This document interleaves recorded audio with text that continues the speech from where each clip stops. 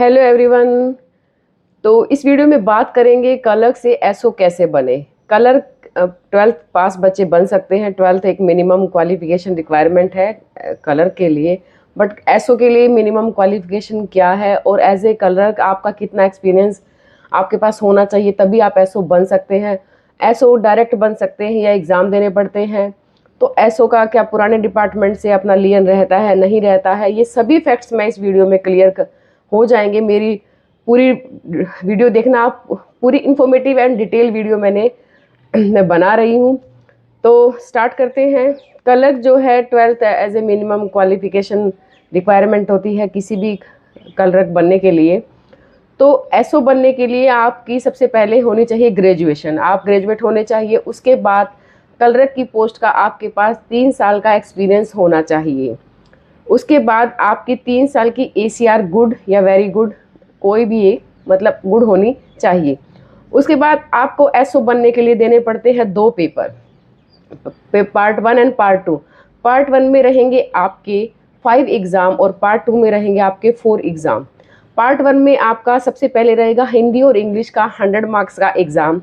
उसके बाद रहेगा आपका अकाउंट का एग्ज़ाम 100 मार्क्स का। उसके बाद रहेगा आपका CAC, वो भी 100 मार्क्स का। उसके बाद रहेगा आपका सिविल सर्विस रूल 150 मार्क्स का। और लास्ट रहेगा पब्लिक हेल्थ डिपार्टमेंट PWD, वो भी आपका रहेगा 100 मार्क्स का। तो भाई कुछ इनमें थ्योरी होता है, कुछ 50% थ्योरी 50% प्रैक्टिकल, कुछ इस तरह के पैटर्न पर ये एग्ज़ाम बनाए जाते हैं। जब आप इसकी तैयारी करेंगे, जब आप एग्ज़ाम एक्चुअल में देना चाहते हैं, फेस करना चाहते हैं, तो आपको सारा और भी क्लियर हो जाएगा। ये मैं ब्रीफ में बता रही हूँ। पार्ट 2 में आपके रहेंगे बजट 150 मार्क्स का बजट का एग्ज़ाम रहेगा। उसके बाद आपका एडवांस अकाउंट का 150 मार्क्स का रहेगा। फिर आपका रहेगा कंपनी लॉ 150 मार्क्स का रहेगा। उसके बाद आपका लास्ट एग्ज़ाम रहेगा कोस्ट काउंटिंग का, वो भी आपका 150 मार्क्स का रहेगा। भाई कुछ एग्ज़ाम में आप बुक लेकर जा सकते हैं। जो कंपनी लॉ है पार्ट 2 का, कंपनी लॉ का जो एग्ज़ाम है उसमें आप बुक लेकर जा सकते हैं। कुछ आपने देखना है तो बुक में आप देख सकते हैं। पार्ट 1 में जो 3 एग्ज़ाम मैंने बताए हैं, एक तो CAC, एक सर्विस रूल और एक आपका PWD, इन तीनों एग्ज़ाम में भी आप बुक लेकर जा सकते हैं। तो मतलब 1.5 घंटे का एग्ज़ाम होता है। अगर आपकी स्पीड अच्छी है, मतलब आपको पता है कहाँ ये क्वेश्चन है, कहाँ से क्या है, तो आप देख सकते हैं। बाकी सुनने में तो यह है कि किसी भी एक सब्जेक्ट की 4 या 5 बुक होती हैं, तो नॉट ईजी, मतलब फाइंड आउट करना नॉट ईजी नहीं होता। उसके बाद करते हैं पासिंग क्राइटेरिया क्या रहेगा। मतलब आपको एग्ज़ाम पास करना है तो आपको 40% जो पास मार्क्स बता रहे हैं और एग्रीगेट 45% होता है। तो भाई अगर मैं एग्रीगेट और ये सब कुछ समझाने लगी वीडियो हो जाएगी लॉन्ग। हमें लॉन्ग नहीं जाना है। जिसने तैयारी करना है वो फुल डिटेल अपना उसको पता लग जाती है जब आप किसी भी एग्ज़ाम की तैयारी करते हैं। मैं आपको बता रही हूँ ब्रीफ में।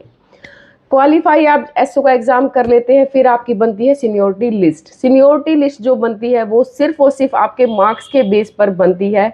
इसमें कोई भी रिजर्वेशन नहीं है। मतलब जो अपना कैटेगरी का जो क्राइटेरिया है वो यहाँ पर भाई काम नहीं करता। जितने आपके मार्क्स आए हैं उसके हिसाब से आपकी सीनियोरिटी बनती है।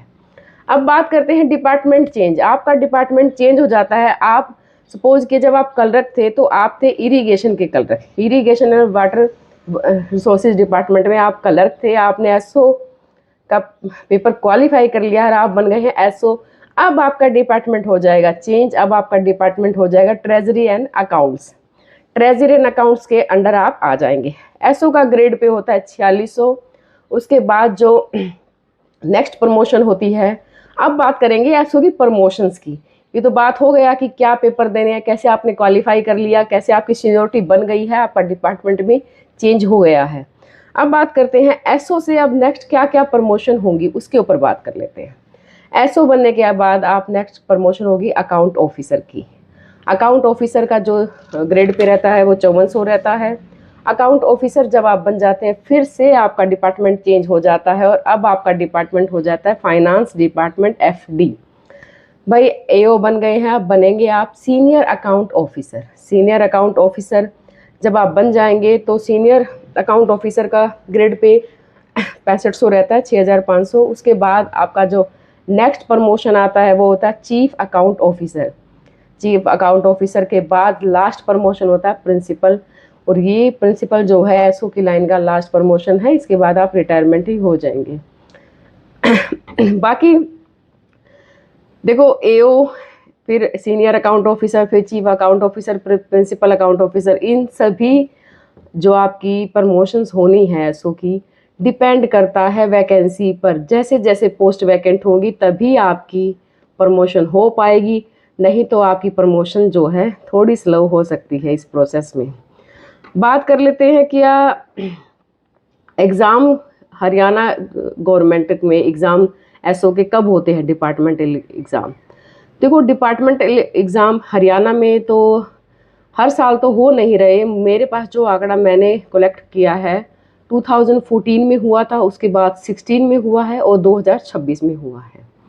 लेकिन बेस्ट बात ये रहेगी, पंजाब गवर्नमेंट में अगर कोई एसओ लगना चाहता है तो पंजाब गवर्नमेंट हर साल 2 बार, एक साल में 2 बार एसओ के पेपर कंडक्ट करती है, तो वहाँ अपॉर्चुनिटी ज़्यादा है एसओ बनने की।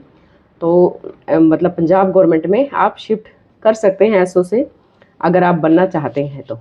एक जो मेन बात मैं बताना चाहूँगी आपको, जब आप एसओ बनना चाहते हैं तो अगर आप किसी भी डिपार्टमेंट से लियन की बात करते हैं, मतलब आपको अपनी सर्विस का बेनिफिट, जो आपकी सर्विस पीछे रही है 8 या 7 साल का एज ए कलर का आपके पास एक्सपीरियंस है, और क्या आपकी वो सर्विस न्यू सर्विस में काउंट होगी जब आप एसओ की ज्वाइनिंग करते हैं। अगर आप किसी भी डिपार्टमेंट में क्लर्क हैं और आप एसओ बन जाते हैं तो आप अपने डिपार्टमेंट के साथ लियन रहेंगे, मतलब आपकी सर्विस वहाँ काउंट होगी, या सर्विस आपकी मतलब एज ए अपॉइंटमेंट जब आपकी होती है तो उसमें भी 2 चीज़ें होती हैं कि एक होता है आप क्लर्क से एसओ बन रहे हैं, तो जब आपकी अपॉइंटमेंट होती है तो उसमें लिखा होता है प्रमोटेड एज एसओ।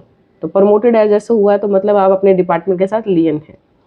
लेकिन अगर आप किसी भी यूनिवर्सिटी बोर्ड कॉर्पोरेशन में क्लर्क थे और आप एसओ बन गए हैं, तो भाई आपका पिछले डिपार्टमेंट से कोई लियन नहीं रहता, चाहे आपकी कितने भी साल की सर्विस हो, आपको कोई बेनिफिट उस सर्विस का नहीं मिलेगा। आपकी जब अपॉइंटमेंट होती है तो उसमें लिखा होता है appointed as SO section officer. तो ये एक डिफरेंस था अपॉइंटमेंट में, और आप अगर डिपार्टमेंटल में से किसी जाते हैं तो आप होते हैं प्रमोटेड एज। तो भाई मैंने ओवरऑल आपको बता दिया है। किसी ने कहा था कि क्लर्क से डायरेक्ट एसओ बन जाते हैं, नहीं, आपको एग्ज़ाम तो देना ही पड़ेगा, और एग्ज़ाम का मैंने पैटर्न आपको बता दिया है, पार्ट 1 पार्ट 2 आपकी सीनियोरिटी बनेगी, उसके बाद आपकी प्रमोशन होगी। एक बेनिफिट जो आपके पुराने डिपार्टमेंट से आप लियन आपकी सर्विस है उसका आपको क्या बेनिफिट होगा। सपोज कीजिए कि आपकी एसओ की प्रमोशन हो गई और एसओ बनने के बाद आपकी प्रमोशन हो नहीं पा रही है क्योंकि पोस्ट वैकेंट नहीं हो रही है अकाउंट ऑफिसर की। तो आपके जिस पुराने डिपार्टमेंट में आपकी सर्विस थी, हो सकता है वहाँ आपका प्रमोशन का नंबर आ गया है सुपरिटेंडेंट का। तो अगर आपको लगता है यहाँ मुझे 4 या 5 साल और वेटिंग में रहना पड़ेगा, तो आप इजीली अपने सुपरिटेंडेंट की पोस्ट पर आप ज्वाइन कर सकते हैं। तो ये एक बेनिफिट है आपकी पुरानी सर्विस के लियन रहने का, और बेनिफिट बढ़िया भी है ये बेनिफिट। नहीं तो किसी की 10 साल की सर्विस भी थी, वो भी उसका बेनिफिट उसको नहीं मिल पाया। तो मतलब मेरा जो एक्सपीरियंस रहा था मैंने आपसे शेयर किया। अगर वीडियो इन्फॉर्मेटिव लगी तो मेरे चैनल को सब्सक्राइब कर लीजिए। ऐसी इन्फॉर्मेटिव वीडियो मैं मेरे चैनल पर बनाती रहती हूँ। Thank you for watching my video.